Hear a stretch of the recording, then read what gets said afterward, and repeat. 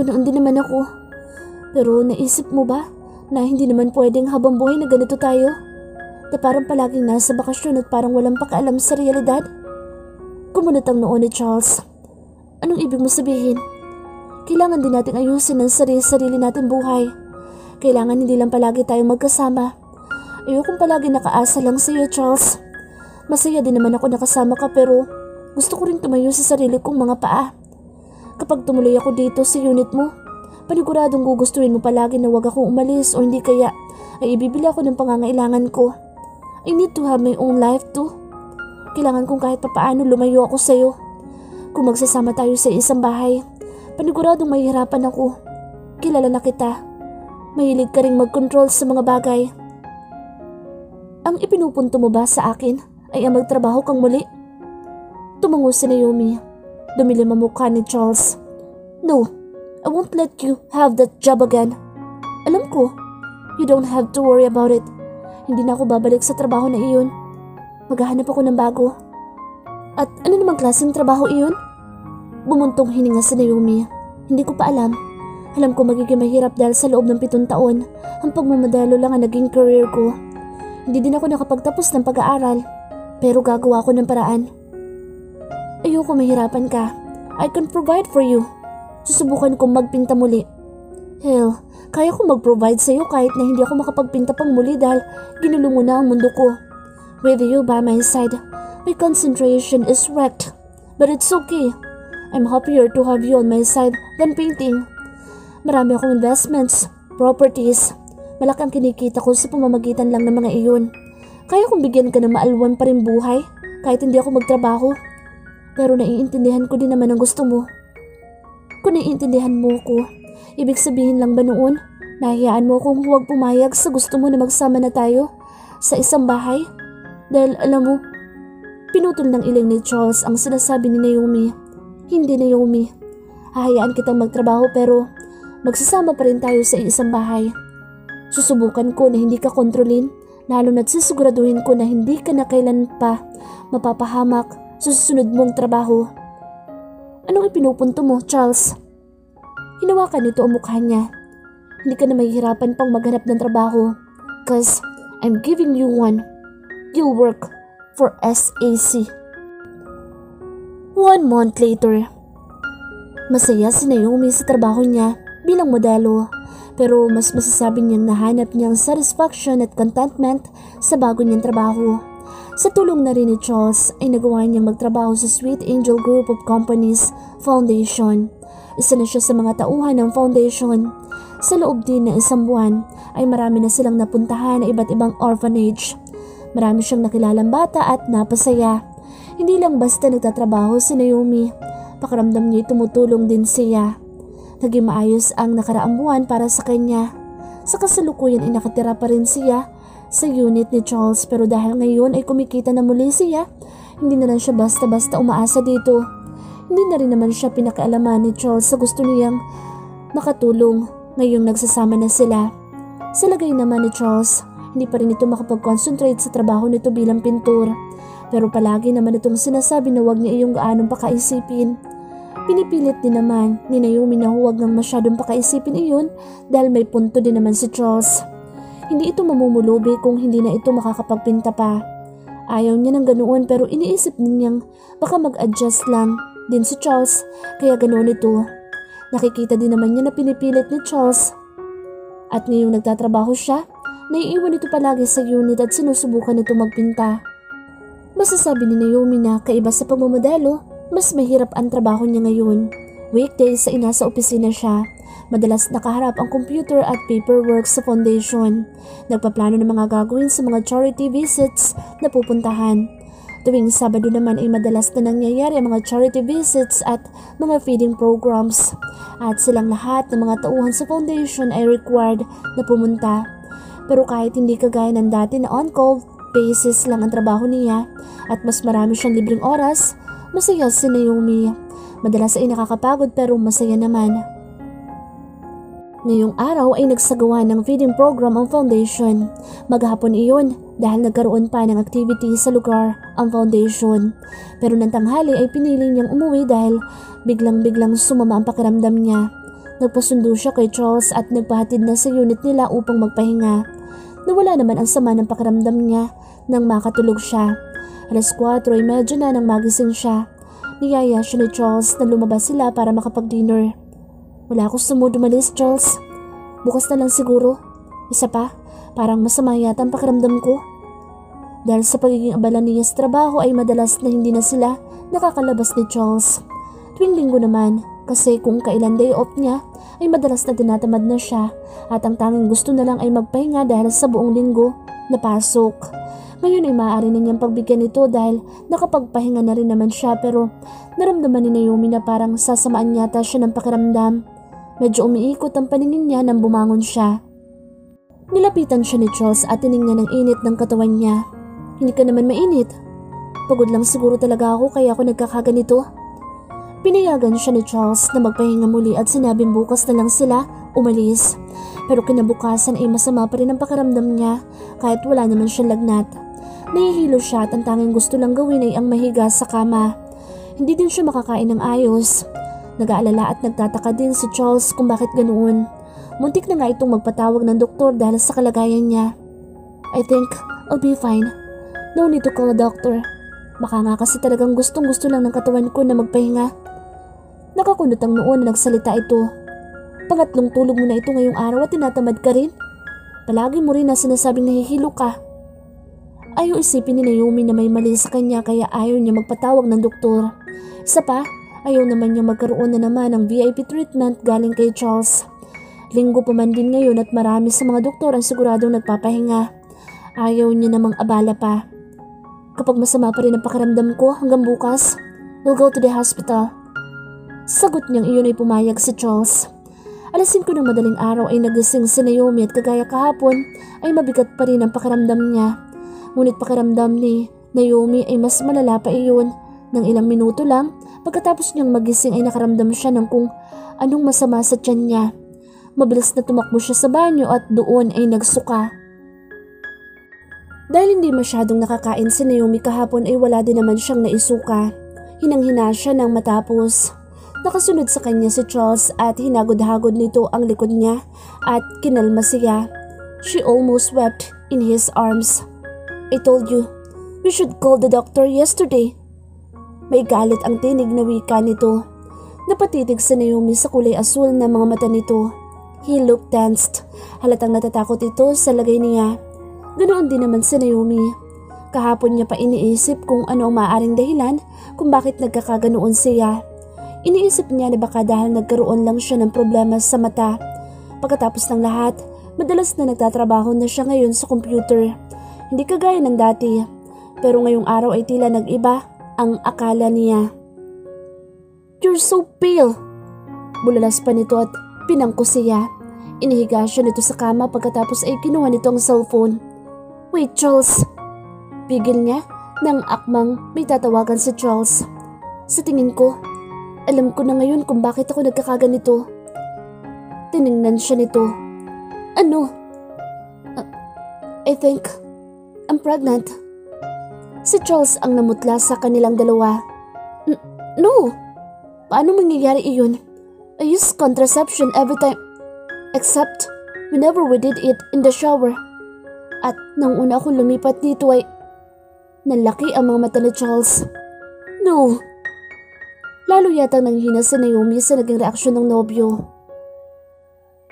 Malinaw na ipinakita nito na hindi nito nagustuhan ang naiisip niya. I missed my period for a week now. 2. Kailangan pa rin natin na makasiguro. May determinasyon na wika ni Charles. Nagpatawag ito ng doktor at nang sabihin niya ang mga sintomas na nararamdaman niya, ay naghinala din ito na buntis siya. Nagsagawa sila ng pregnancy test sa bahay. At tama nga ang hinala ni Naomi. Buntis siya. Magkakaanak na sila ni Charles. Hindi nagsalita si Charles nang makumpirma ang lahat. Maski nang batiin sila ng doktor ay hindi rin ito sumagot. Tahimik lang ito hanggang sa makaalis ang doktor. Iniwasan din siya nito pagkatapos. Charles, hindi mo ba gusto nangyari? Hindi rin naman inaasahan ni Naomi iyon, pero kagaya ng nangyari ay hindi rin niya inaasahan ang naramdaman na saya sa isipin na may buhay na nabuo sa loob niya. Magiging nanay na siya. Masaya din siya dahil ang ama na magiging anak niya ay ang lalaking mahal niya. Nag-iwas ito ng tingin sa kanya. Hindi natin plinano ito, Naomi. Hindi ko inaasahan. Of course, you should expect me to be shocked and to be honest to you. I don't like it. Pero nandiyan na yan. Wala na tayong magagawa. Tama ka. Pero bakit naman ayaw mo? Ilang beses na rin namang sinasabi ng mga kaibigan mo na hindi na tayo bumabata at ayoko magpa-pressure sa mga kaibigan ko. Masaya naman tayo na tayo lang. Pero ngayon, nagtagis ang mga bagang nito sa kaumiling. Mukhang mahirap talaga para kay Charles na tanggapin ang biglang pangyayari. Pinilit na lang na intindihin muna ni Naomi ito. After all, hindi naman talaga nila plinan ang bata. Hindi inaasahan. Malaking responsibilidad ang magkaroon ng isang anak. Mabigat. Magkakaroon ng malaking pagbabago sa buhay nila nang dahil doon. Hindi nga ganoong kadaling tanggapin ng lahat. Pero umaasa si Naomi na sandali lamang at matatanggap rin ito ang nangyari. Hindi rin sana maging isang problema sa maayos na relasyon nila iyon. Napagpasyahan ni Naomi na bisitahan si Nanay Teresita. Pumayag siya sa kagustuhan ni Charles na huwag pumasok sa trabaho dahil patuloy pa rin siyang sinasamaan ng pakiramdam sa mga nakaraang araw. Ngayong araw lang umaluan ang pakiramdam niya. Miss din niya ang kinikilalang pamilya. Kahit na ba madalas pa rin niyang tawagan ng mga ito upang kumustahin, ay iba pa rin ang makita ang mga ito ng personal. Nagtext siya kay Charles tungkol doon at pumayag naman ito nang sabihin niyang maayos na ang pakiramdam niya. Ipinahatid siya nito sa driver papunta sa bahay ni Nanay Teresita. Pinag-day off naman ni Naomi ang nurse dahil maayos na rin naman ang pakiramdam niya. Pero nang makarating siya sa tinitirang bahay dati, hindi niya natagpuan si Nanay Teresita doon. Si Martin lang ang tao. Day off ko. Si nanay naman ay nasa ospital, nagpapatherapy. Kasakasama ang nurse na inupahan ang nobyo mo. May paitambos na sabi nito. Halatang kapag mga bagay na tungkol kay Charles ay nahihirapan pa rin itong tanggapin iyon. Tumangutangon si Naomi. Kumusta ka na, Martin? Pagak na tumawa ito. Alam mo na hindi ako okay, Naomi. Napalunok si Naomi. Nakakausap niya ito pero palaging sandali lang iyon. Iniiwasan din siya nito at nararamdaman niya kung bakit. Galit ito sa kanya. Hindi ko gustong saktan ka. Mahal mo talaga siya, di ba? Kaya ka sumama sa kanya dahil mahal mo siya. Hindi dahil sa binabayaran niya lang kuno ang pagpapagamot ni nanay. Nagyuko ng ulo si Naomi. Nagulo ako na magtapat ka sa akin, Martin. Hindi ako handa. Alam ko masasaktan ka kapag inamin ko sa iyo agad ang totoo. Kaya pinatagal mo pa. Nasaktan din ako, Naomi. Niloko mo pa ako. Puno ng pait ang boss nito. Martin, alam ko na malaki ang pinagkaiba namin ng lalaking iyon. Mayaman siya, sikat. Pero ako, matagal mo na akong kilala. Kailan lang kayo nagkakilala? Niloko ka pa niya. Samantalang ako, pinotektahan kita halos buong buhay mo. Kaibigan mo ako simula bata ka pa lang. Nang iwan ka ng nanay mo, bukas ang kamay na tinanggap kita. Pero nagawa mo pa rin ako. Nasaktan. Mahal din naman kita, Martin. Pero bilang kaibigan lang. Bilang kapatid. God knows kung gaano ako nagpapasalamat sa inyo ni nanay pero hindi kita kayang lokohin kung ikaw ang pipiliin ko kaysa sa kanya. Espesyal ang nararamdaman ko kay Charles. Kahit noong hindi ko pa alam na mayaman siya. Nararamdaman ko na yun. Mahal ko siya. Mahal na mahal. Tila may apoy na lumabas sa mata ni Charles. Tama na! Ayokong tanggapin. Hindi ko kayang tanggapin. Kailangan mo, Martin. Nagsasama na kami. Ngayon, alam mo yun. At magkakaanak na kami. Namutla si Martin sa pag-amin niya. Ano? Buntis ako, Martin. Isa yun sa mga dahilan kung bakit ko gustong pumunta dito. Gusto ko sabihin kay nanay ng personal iyon sa inyo. Sa gulat ni Naomi, sinampal siya ni Martin. Nanlaki ang mga mata niya. Yun ang unang beses na sinaktan niya ito. Bakit? Nagpabuntis ka sa lalaking yun? Hindi pa kayo kasal? Ano ba talagang gusto mo na mangyari sa buhay mo, ha? Ano ang sa tingin mo ang ginagawa mo? Nakipag-live-in ka. Pagkatapos kong ingatan ka, ganitong gagawin mo sa buhay mo? Liberated. Para ka na rin ang nanay. Bago pa man maituloy ni Martin ang sasabihin ay may isang kamay na tumulak dito. Nang lingunin niya iyon ay nakita niya si Charles. Kung paano ito nakarating doon ay hindi sigurado ni Naomi. Mag-ingat-ingat ka sa mga salita mo. Simple pero may pagbabanta na wika ni Charles dito. Pero hindi tumigil si Martin. Totoo naman, para na din siyang nanay niya. Pumayag siyang ibahay mo siya kahit hindi pa rin naman kayo kasal. Oo, nagsisimula na magbago ng kultura ang Pilipinas pero hindi ibig sabihin nun, dapat ay nakikisabay na rin doon sa Naomi. Pinalaki siya ni nanay na desente. Prinotektahan namin siya, iningatan. At ngayon na yan buntis siya. Nagsama pa kayo kahit hindi naman kayo kasal. Labag sa batas ng simbahan ang ginawa niya. Ninyo, parang masamang babae na rin si Naomi nang dahil doon. Nakita niyang dumilim ang mukha ni Charles pero hindi ito nagsalita sa mga akusasyon ni Martin. Salip ay niyaya na siya nitong umalis na lugar na iyon. Ramdam niya nagalit si Charles dahil sa narinig na mga sinabi sa kanya ni Martin. Kahit sa Naomi ay masama din ang loob. May punto din naman si Martin pero sinaktan siya nito. Niya sa hinagap niya ay hindi niya maisip na darating sa puntong ganoon si Martin. Buong buhay niya ay puro kabaitan lang ipinakita nito sa kanya. Dahil lang ngayong alam nito na hindi siya nito makukuha at hindi niya masusuklian ang nararamdaman nito, nagawa nito iyon sa kanya. Niyakap siya ni Charles nang makarating sila sa kotse. Ang sasakyan na ginamit nila ay ang sasakyan na ginamit niya kanina. Halos ipitan na Naomi ang sarili sa yakap nito. Ngayon na lang sila nagkalapit ng ganoon.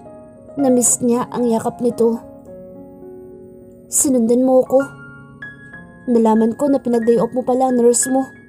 Natakot ako na baka may mangyaring hindi maganda sa'yo. Lalo't wala kang kasama, kaya sumunod ako.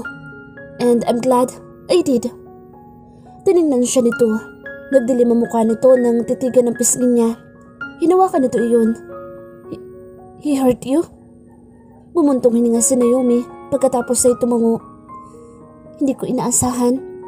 Yun ang unang beses at hindi ko hayaang maulit muli ito, Naomi. Hindi kanya dapat sinasaktan. Mataas ang tono na wika ni Charles. Ganun ka din dapat sa akin, Charles. Sinasaktan mo rin naman ako sa ibang paraan. Gustong-gustong sabihin ni Naomi pero pinigilan niya ang sarili. Napatungo na lang si Naomi. Mas lalo pang hinigpitan ni Charles ang pagkakayakap nito sa kanya. Kapag kuwan ay nag-utos ito sa driver. Drop us to the nearest jewelry shop in the area. Wika nito doon. Bagyang kumalas sa yakap ni Charles sa Naomi. Jewelry shop? Anong gagawin mo doon?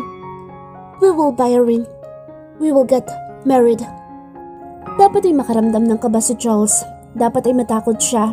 Pero kahit patuloy niyang iniisip ang mga iyon ay hindi pa rin niya mapigilan ng mapangiti. Masaya siya na magkakaroon na siya ng hold na habang buhay na sa piling niya si Naomi. Sa buong buhay niya, hindi niya naisip na maikasal. He mostly spent time alone with himself. Kagaya ng buhay nang nag-ampon sa kanya, ganoon din ang naiisip niya magiging buhay niya sa hinaharap. Hindi siya makatagal sa isang babae. Hindi niya maisip na maitali habang buhay sa mga ito. Kahit nga ang salitang girlfriend ay nahihirapan siyang i-label sa isang babae. Ang asawa pa kaya? Ang isang habang buhay na commitment? Pero binago iyon lahat ni Naomi at wala siyang maramdaman na pagsisisi sa ginawa niyang desisyon na pakasalan ito. Aaminin ni Charles na nahirapan siyang pumunta sa desisyon na iyon. Kahit na ba ganoon ang payo ng mga kaibigan niya sa kanya nang ikwento niya na nabuntis niya si Naomi. Hindi sa may mali kay Naomi pero ang pagpapakasal ay isang habang buhay na commitment. Kahit aminado siya na iba ang nararamdaman niya kay Naomi, sa tingin niya ay hindi pa rin iyon sapat para magpakasal siya. Bata pa lamang si Charles ay nakita na niya ang realidad ng mundo. Sa tuwing naiisip niya ang isang panghabang buhay na commitment, palagi niyang naalala ang mag-asawang muntik nang umampon sa kanya. Naalala niya kung paano ang mga ito na mag-away at sa huli ay naghiwalay din. Kahit siya ay nadamay pa sa mga iyon. Natakot siyang kapag dumating siya sa puntong iyon ay ganoon din ang mangyari sa kanila ni Naomi. Masaya naman siya sa kung anong meron sila. Isama pa na hindi dahil lang sa magkakaanak sila ay kailangan na nilang magpakasal. Pwede naman sila mag-compromise. Hindi dahil lang sa may anak, kailangang ilagay na sa mataas na bahagi ang kanilang pagsasama. After all, Buwan pa lang ang tinatagal ng relasyon nila. Hindi pa nila masasabing kilalang kilala na nila ang isa't isa, lalo na ito sa kanya. Ngunit ipinamukha sa kanya ni Martin na mali iyon. Hindi niya na kayang makita na dahil lamang sa hindi niya magagawang panagutan si Naomi ay maaari na itong kutyain ng mga tao. Ang tingin ng mga tao rito ay masama itong babae dahil hinayaan ito na mag-live-in sila at mabuntis niya pa ito nang hindi pa sila kasal. It's against the Christian's law. Hindi niya maatim na ganoon ang tingin kay Naomi ng mga tao kaya niyaya niya itong magpakasal. Sigurado ka ba?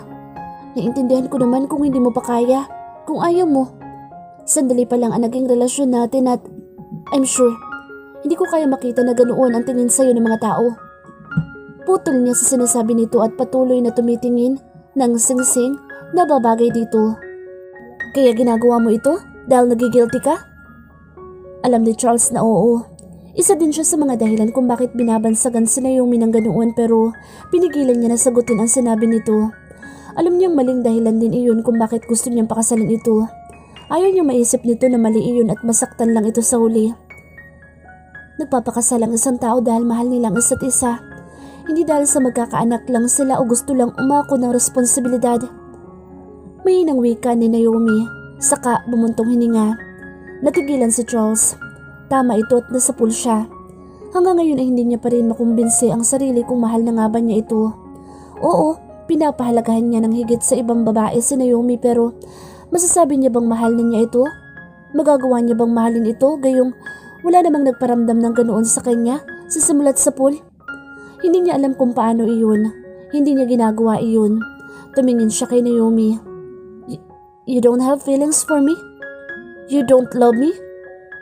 Hindi sumagot si Naomi at nanatili lang na nakatitig sa kanya. Nabasa niya ang lungkot sa mga mata nito. Hindi niya nagustuhan iyon. Nag-iwas siya ng tingin. Hindi rin naman niya kailangan ang sagot nito. Nararamdaman niya na kagaya niya pareho ang nararamdaman ni Naomi sa kanya. Pareho nilang pinapahalagahan ang isa't isa. Sapat na iyon sa kanya. Whatever, it doesn't matter. Masaya tayo sa isa't isa. Isang dahilan na rin iyon para magpakasal tayo. Pumayag si Naomi sa gusto niya. 2 linggo pagkatapos ng pangyayari iyon ay itinakda ang kasal nila. Simpleng garden wedding lang ang kasal na pareho nilang napagkasunduan. Mga malalapit na kaibigan lang at kamag-anak ang imbitado sa kasal. At ngayon ay ang araw na iyon. 1 oras mula ngayon ay magsisimula na ang kasal. Kakatapos lang niyang magbihis at napangiti na naman siya. Bihira lang siyang ngumiti dahil bihira lang rin naman siyang maging masaya. Pero kapag naiisip niya kung ano magiging itsura ni Naomi mamaya at ang pangyayari magiging dahilan para mapasa kamay niya na ito, eksklusibo at habang buhay, ay nagpapasaya na sa kanya. Tumunog ang cellphone ni Charles. Isang hindi nakarehistrong numero ang kanyang natagpuan pero ganoon pa man ay sinagot niya iyon. Hello? Mabuti naman at hindi ka nag-alinlangan na sagutin. Nakilala agad ni Charles ang boses. Si Martin iyon. Agad na nagtagis ang kanyang bagang. Nung una pa lamang ay hindi na niya ito gusto at nang malaman na pisikal nitong sinakta ng nobya, ay mas naging matindi pa ang pagkadisgusto niya rito. Ang alam niya iniimbitahan ito ni Naomi ngayon sa kabila ng nangyari. Sa kabila ng lahat ay pinapahalagahan pa rin nito ang kaibigan. Hindi nga lang niya sigurado kung kinumpirma ng kinaiinisan ng imbitasyon. Anong kailangan mo? Paano kung sabihin ko na si Naomi? Tumawa pa ito pagkatapos. Kakaibang tawa na narinig ni Charles kay Martin. Nahimigan din niya na kakaibang boses nito. Parang lasing. Alam mo na ikakasal na siya sa akin. Ngayon ang kasal namin. Kung akala nito'y matatakot siya sa sinabi nito'y nagkakamali ito. Pinagkakatiwalaan niya si Naomi. Loyal ito sa kanya. Hindi nito basta-bastang pipiliin si Martin kaysa sa kanya. Kahit na ba mas matagal ang pinagsamahan ng mga ito. Oo, at kung iniisip mo na babatiin kita ng dahil dyan, nagkakamali ka. Nandito lang naman ako para ibulgar sa iyo mga sekreto niya. Sekreto? Sa tingin mo ba, kaya sumama sa iyo si Naomi dahil mahal ka niya? Na gusto ka din niyang makasama? Ginagawa niya lang ang lahat ng iyon dahil kay nanay. Dahil tinutulungan mo siya na pagalingin si nanay. Si Charles ang gustong matawa. Kung akala mo'y maniniwala ko sa iyo ay si Naomi mismo nagsabi sa akin. Hindi ba tinihingi mong kabayaran sa kanya? Sa lahat ng ginawa mo para kay nanay ay ang sumama siya sa iyo? Natigilan si Charles. Naalala nga niya na iyon ang kondisyon niya kay Naomi nang igiit nito na gusto siya nitong bayaran para sa pagpapagamot nito sa nag-aruga dito. Ganoon din ang patuloy niyang pag-sponsor sa pagpapagaling. Malaki ang utang na loob ni Naomi sa matanda. Pumayag si Naomi noon nang walang kahit anong pag-aalinlangan. Paano nga kung ganoon lang talaga ang nararamdaman ni Naomi sa kanya? Na kaya lang talaga ito sumasama sa kanya ay dahil sa malaking utang na loob nito sa kanya. Sa unang pagkakataon ay nagduda siya sa nobya. Ginulo ng sinabi ni Martin ang isip niya. Pinagkakatiwalaan niya si Naomi. Iba ito. Nararamdaman niya pero may punto din si Martin. Ni hindi nga sinasabi sa kanya ni Naomi na mahal siya nito. Na kahit hindi rin naman niya inaasahan na marinig, may isang bahagi pa rin ang puso niya na gustong malaman ang tunay na nararamdaman nito sa kanya. Naisip ni Charles ang dahilan kung bakit ginusto niyang huwag ipakilala ang sarili sa mga tao, sa mga babae. Ayaw niyang malaman ng mga ito na mayaman siya. Ang lapitan lang dahil mayaman siya. Nilamitan man at sinamahan man siya ni Naomi. Kahit hindi siya ganoon, hindi niya pa rin maiwasang hindi bigyan ng butas ang mga ikinikilos nito sa kanya sa nakaraan. Oo, nagrereklamo ito sa mga paraan niya paminsan-minsan pero sa uli pumapayag din ito. Hindi nito pinagpipilitan ang gusto nito para lang ma-please siya. Hindi ito kagaya ng mga asawa ng mga kaibigan niyang ramdam niyang tunay ang nararamdaman sa mga ito. Sunod-sunuran ito palagi sa kanya. Parang isang mistress sa lalaki ng mga ito. Paano ko nagkamali siya ng pagkakakilala kay Naomi? Walang nararamdaman sa iyo si Naomi. Sinasamahan ka lang niya dahil mayaman ka. Sino ba namang ipagpapalit ang katulad ko sa isang kagaya mo? Isa ka kasing ginto. Alam niyang matutulungan mo siya. Matalino din ang babaeng yun eh. Ginagamit ka lang niya. Tingnan mo na lang ang ginagawa niya sa iyo noong ginamit niya ang pangalan mo para sumikat. Nakakatawa ka? Hindi mo man lang napansin iyon? Itinuring ka pa naman na isa sa mga matagumpay na tao sa mundo pero ang bobo mo. Ngayon nabuntis mo siya. Sigurado papayag iyon na pakasalan ka. Bakit hindi? Ginto ka nga eh. Isa pa, hindi mo rin ba naisip na baka kaya talaga siya sumama sa iyo ay dahil para mabuntis mo siya? Para lalo siya magkaroon ng hold sa iyo? Para mas lalo siyang yumaman at sumikat kagaya na lang ng matagal na niyang gusto sa buhay niya? Tumawa pa ito. Pagkatapos, nakakaawang nilalang ka. Hindi niya alam kung paano naisip ni Martin ang mga iyon. Puro naman paghihinala iyon at hindi diretsyong sinabi dito ni Naomi. Pero lalo lang nagduda si Charles. Totoo naman na hindi niya plinano na mabuntis si Naomi. Ayaw niya nga na magkaroon ng anak. Paano niya gugustuhin iyon samantalang alam niyang magiging mahirap? Lalo na sa kanya, na hindi niya naranasan na magkaroon ng tunay na ama ng isang mabuting ama. May kasalanan din naman siya doon at pinaniwalaan niya ang dahilan ni Naomi kung bakit nagkaganoon. Kahit gumamit naman siya ng proteksyon. Pero paano kung minanipula rin ito ang lahat? Pwede naman itong ipaalala. Iyon kung nakalimutan niya. After all, alam niyang ramdam nito na hindi siya handa doon dahil na rin sa palagi niyang paggamit ng proteksyon. Pero ang higit na ikinainis ni Charles ay ang huling sinabi ni Martin. Hindi siya nakakaawa. Hindi niya gustong maging kaawa-awa. Hindi niya gustong iyon din ang iniisip ni Naomi sa kanya. Kung tama nga ang mga hinala ni Martin. Galit na pinatay ni Charles ang tawag. 3 days later, ang buong akala ni Naomi ay magiging maayos na ang lahat sa kanila ni Charles nang niyaya siyang pakasalan nito.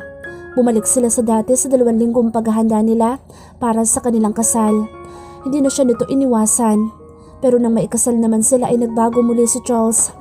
Doon nagkaroon ng continuation ang pag-iwas nito. Binibigyan naman siya ng dahilan ni Charles kung bakit. Nagkaroon daw ito ng drive para magpinta. Pinagpaliban muna nito ang honeymoon nila. Noong una ay gusto niyang intindihin ito. Total ay yun din naman ang gusto niya para rito. Gusto niyang bumalik ang concentration nito.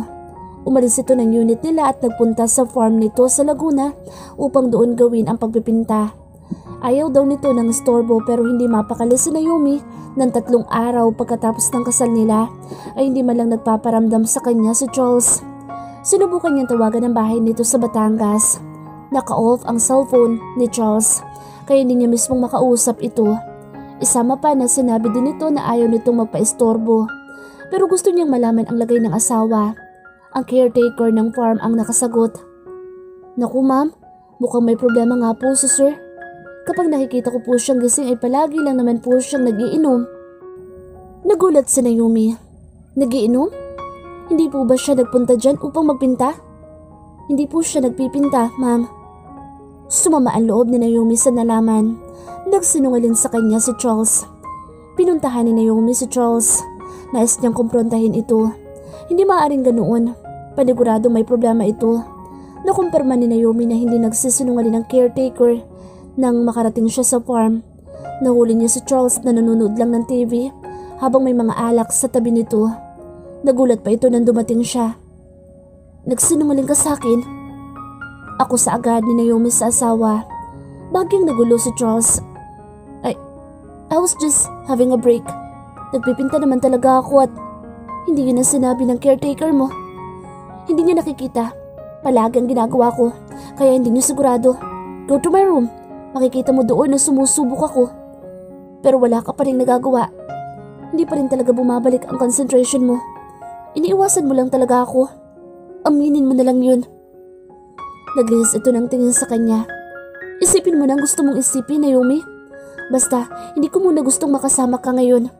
I need space. Nasaktan si Naomi. Kakakasal lang natin, Charles. Huwag mo namang gawin ito. Huminga ng malalim si Charles. Umuwi ka na muna, Naomi. Umiling si Naomi. Paano mo nasasabi yan? Alam ko na may problema ka tungkol sa atin. Tungkol sa akin.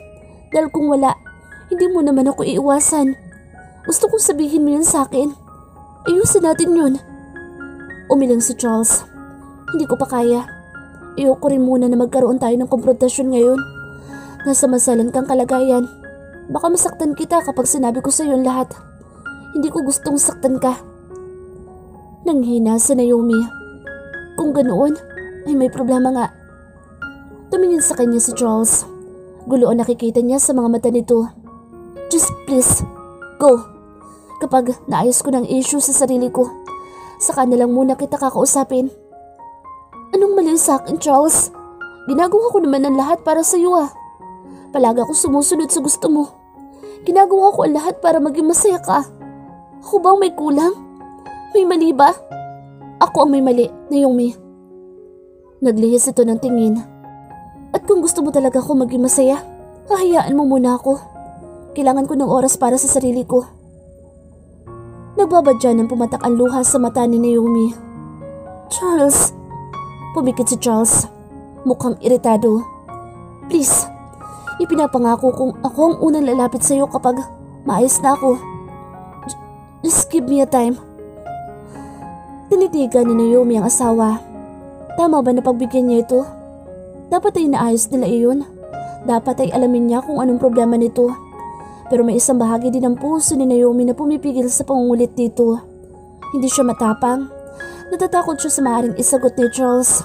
Paano kung wala na itong nararamdaman sa kanya at napagtanto nito iyon nang matapos silang ikasal? Hindi imposible iyon. In the first place, na hindi siya nito sinasabihang mahal siya nito. Kahit nang magsama na sila at kahit nang araw na ikasal sila. Tama si Charles. Nasa masalan siyang kalagayan ngayon. Hindi niya gustong marinig ang sasabihin nito lalo na't mukhang masama iyon. Hindi niya rin kayang harapin ang lahat ngayon. Tumalikod si Naomi at naglakad palayo kay Charles. Nakahinga ng maluwag si Charles nang mabasa ang text ng nurse na inupahan niya upang magbantay kay Naomi. Ligtas daw na nakauwi ito at ngayon ay nagpapahinga na sa kwarto. Hindi niya gustong saktan at paalisin ito pero dahil magulo pa rin ang isip niya, ginusto niyang paalisin na muna ito. Natatakot siyang kumprontahin si Naomi dahil baka simulan niya palang iyon ay hindi niya mapigilan ang sarili sa galit. Masama ang loob niya dahil na rin sa nalaman mula kay Martin. Kailangan niya munang palipasin iyon kaya pinili niya na magsinungaling dito at pumunta sa farm niya sa Laguna. 3 araw na rin naman ang nakalipas pero hindi niya pa rin malimutan iyon. He felt very tricked. Still, hindi niya kayang pabayaan si Naomi. Kailangan niyang malaman ang lagay nito. Ipinagpatuloy ni Charles ang pag-inom ng alak na parabang iyon na magiging solusyon sa problema.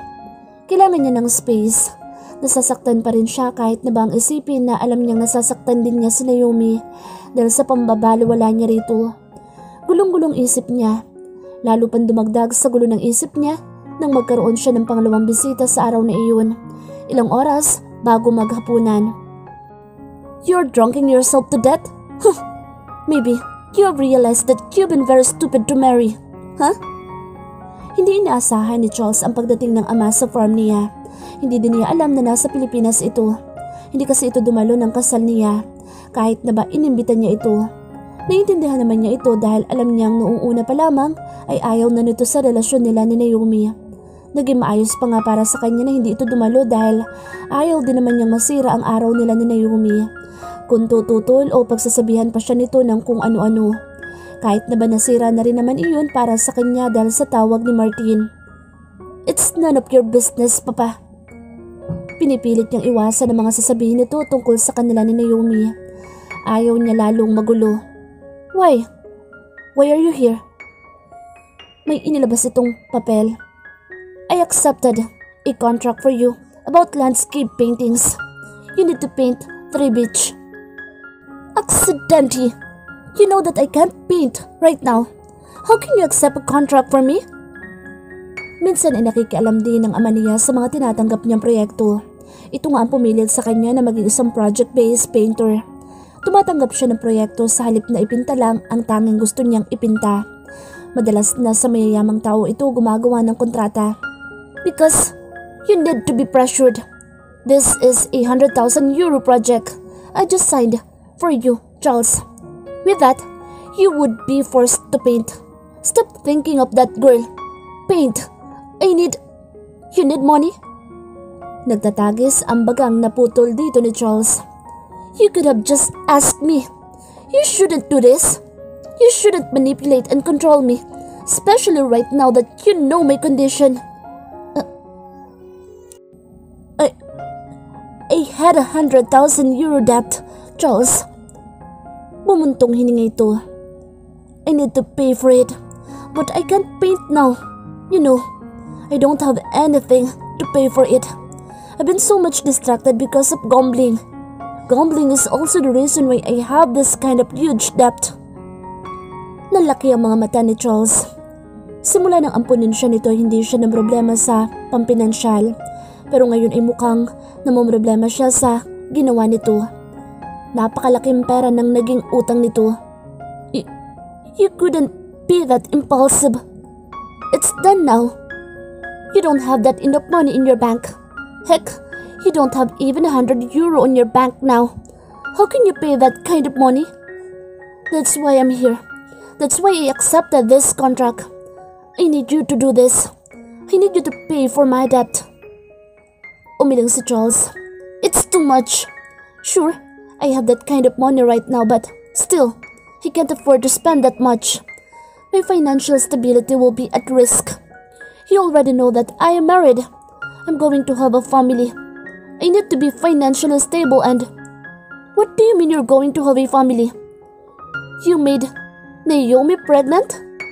Yes, and I'm going to be a grandfather.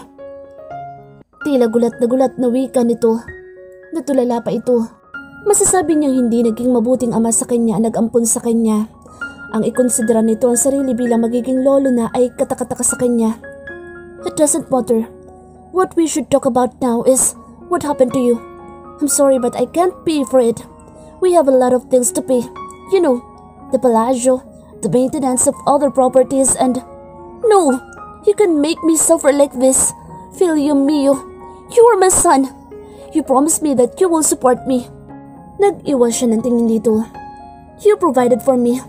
Teach me a lot of things when I was younger but you have never been good to me. You controlled me. You showed me nothing. You showed me no love. And now you are asking too much? Naging madilim ang mukha nito. You know right from the very start that I am not capable of loving. And to agree to be with you, to come with you, is the biggest regret I have in my life. You are not even a father to me. Hindi na naiwasan na sabihin ni Charles dito. Isa sa mga dahilan kung bakit hindi niya nagustuhan na nabuntis niya si Naomi ay dahil natatakot siyang maging ama. Hindi siya nagkaroon ng sariling ama. Hindi siya nagkaroon ng mabuting ama. Paano niya malalaman kung paano maging isa? Hindi niya masabi kay Naomi na mahal niya ito dahil hindi siya nakaramdam sa kahit na sino ng pagmamahal. Ang tanging pagmamahal lang na naranasan niya ay ang pagmamahal na iniiwan din sa huli. Hindi niya gusto iyon. At si Miguel Moretti, kahit ngayong sumikat na siya ay wala man lang siya dito ni katiting na pagmamahal na nakukuha. Kagaya pa rin ito ng dati. Puro pa rin pangungontrol ang alam nito. Maraming bagay na masama ang na-develop niya lalo na nang tumira siya sa isang kagaya nito. Ngumisi ang matanda. You shouldn't regret coming and living with your real father, Charles. Kumunot ang noo ni Charles. Che? What are you talking about? Don't you see the resemblance we have with each other? You looked Italian like me. You're very good in painting like me. And you're as cold-hearted as me. No. Nangihinang wika ni Charles. Napansin na rin naman ni Charles ang pagkakahawig nila ni Mr. Moretti. Pero ayaw niyang isipin. Hindi niya gustong isipin. Kung totoong anak siya nito, hindi siya nito itatrato ng ganoon. Matatanggapan niya kung tatuhin siya nito ng ganoon dahil ampul lang siya. Do you think someone with the attitude of mine will go to an orphanage to adopt some sort of a child? Do you think a sister will let someone like me adopt a vulnerable child like you? I didn't adopt you, Charles. They gave you to me because I am your real father. Father? You're my real father? And you made it a secret to me? You didn't even intend to tell me that. Until now. Napahawak si Charles sa pader ng kwarto upang hindi siya mabuhay sa naging revelasyon. Nalimpungatan si Naomi sa pagpapahinga nang marinig niyang may kumalabog sa labas ng kwarto. Bumangon siya para tingnan iyon. Sila lamang dalawa ng personal nurse ang nasa unit at ang alam niya ay maaga din itong nagpahinga kagaya niya. Nang lumabas ay nakita niya ang magulong itsura ni Charles na halos humalik na sa sahig. Mukhang lasing na lasing ito. Anong? Sinubukan niyang pabangunin ng asawa. Tinulungan siya ng driver na kasunod nito. Mukhang sinundan ng asawa dahil na rin sa lagay nito. Lasing na lasing siya, ma'am. Kahit nung nasa kotse at nagpahatid dito'y umiinom pa din siya. Matindi ba talaga ang problema niya at nagawa niya maglasing ng ganito? Hindi maiwasang maitanong ni Naomi sa sarili. Tinanguan niya ang driver. Nagpatulong siya sa driver upang dalhin sa kama si Charles na mukhang gusto niya yatang matulog sa sahig dahil sa sobrang kalasingan. Kapag kuwan ay pinaalis na niya ang driver. Inasikaso ni Naomi ang asawa. Kumuha siya ng bimpot, binasa iyon para punasan si Charles. Pagbalik niya upang isagawa iyon ay nakita niyang nagmulat ng mata si Charles. He still looked groggy. Tinitigan siya nito habang pinupunasan niya ito. Okay ka na ba ngayon kaya pinili mo nang bumalik sa unit? Sinubukan ni Naomi na magtanong. Umiling ito pero nanatili pa rin nakatitig sa kanya. Nasaktan siya sa sagot nito pero hindi niya maiwasang magtaka sa klase ng titig nito. It looks something special even though she could surely say there are sadness in those. Pero pinilit niyang huwag pansinin iyon. Ang mahalagay bumalik na si Charles sa unit. Sooner or later, magkakaayos din sila. Gusto niyang umasa. Hindi niya kayang mawala ito sa kanya lalo na ngayong magkakaanak na sila. Nang matapos sa pagpupunas sa itaas na parte ng katawan nito, kung saan paniguradong nararamdaman nito ang kalagkitan, ay nakatitig pa rin ito. Gusto mong ikuha kita ng kape para mahulasan ka? Umiling pa rin si Charles. Pagkatapos ay niyakap siya. Bagyang nanginig si Naomi sa ginawa nito. Naramdaman niya ang kapanabikan sa yakap ni Charles. Ganoon din naman siya. Bumilis ang tibok ng kanyang puso. Na-miss niya ito. Huwag kang gagaya sa kanila ha. Huwag mo kong iiwanan. Tiningala niya ang asawa dahil nawerduhan siya sa sinabi nito. Anong? Hindi mo ako iiwan, di ba? Dito ka lang palagi sa tabi ko. Sasamahan mo ako habang buhay. Mamahalin mo ako. Tinitigan niya ang asawa. Charles, hindi mo na kailangang sabihin yan. Kailangan kong malaman, Naomi. Sabihin mo na mahal mo ako, na hindi mo ako iiwan, na hindi ka magsisinungaling sa akin. Please. Naramdaman ni Naomi ang pagkapao sa tinig ng asawa. May tumulo din na luha sa mata nito nang hawakan ang mukha nito habang nagmamakaawa. Medyo matagal bago nakareact si Naomi. Bakit sinasabi ni Charles iyon sa kanya? Hindi ba ito nagtitiwala sa kanya? Sa kabilang banda ay hindi rin naman niya ito masisisi. Kagaya nito ay hindi rin niya ito binibigyan ng kasiguraduhan. Tanging pinapadama lang niya dito ang pagmamahal. Mahal niya si Charles pero malaking bahagi ng puso niya ang gustong dito muna marinig ang mga salitang iyon. Hinawakan din ni Naomi ang pisngi ni Charles. Kung ano man ang problemang pinagdadaanan nito, obligasyon niyang damayan ito. Obligasyon din niya na iparamdam dito na nandito lang siya palagi sa tabi nito. Hinalikan niya ang labi nito. Hindi mo na kailangan ipakiusap pa sa akin ang lahat ng yan, Charles. Palagi lang ako nandito sa tabi mo. Hindi kita iiwan. Hindi ako magsisinungaling sa'yo. And yes, mamahalin kita habang buhay. Mahal na mahal kita. Totoo ba yan? Mahal mo ba talaga ako? Hindi mo lang yan sinasabi sa akin dahil nakakaawa ang lagay ko? Kumunot ang noo ni Naomi. Siyempre hindi. Ngayon ko lang nasabi sa'yo dahil hindi ko gustong ako umauna na magsabi. Pero noon pa man mahal na kita, Charles. Mahal na mahal kita. Kagaya niya kanina, matagal rin bago nakapag-react sa kanyang asawa. Tumulo lalo ang luha sa mga mata nito pero ngayon ay nakangiti na ito. Hinalikan siya nito at pagkatapos ay niyakap ng mahigpit. Salamat. Salamat sa pagdating sa buhay ko. I love you. I love you, Naomi. Mahal na mahal din kita. Salamat at tinuruan mo kong magmahal. Salamat at ipinaramdam mo sa akin ang pakiramdam kung paano ang mahalin. Salamat. I love you. Akala ni Naomi, imposible na sa kanila ni Charles ang happy ending. Pero sadya ang pinagsama ng Diyos ay kailan may pagbubuklo din niya pa rin ito kahit dumanas ng pagsubok. Lalong tumibay ang relasyon nila ngayon at wala na ang doubt na nararamdaman niya para kay Charles kung mahal ba siya nito dahil ipinaramdam nito sa kanya ng buong buo ang pagmamahal nito. Kapwa sila malungkot noon, nakakaramdam ng kakulangan pero natagpuan nila ang kaligayahan sa isa't isa sa pamamagitan ng tunay na pag-ibig.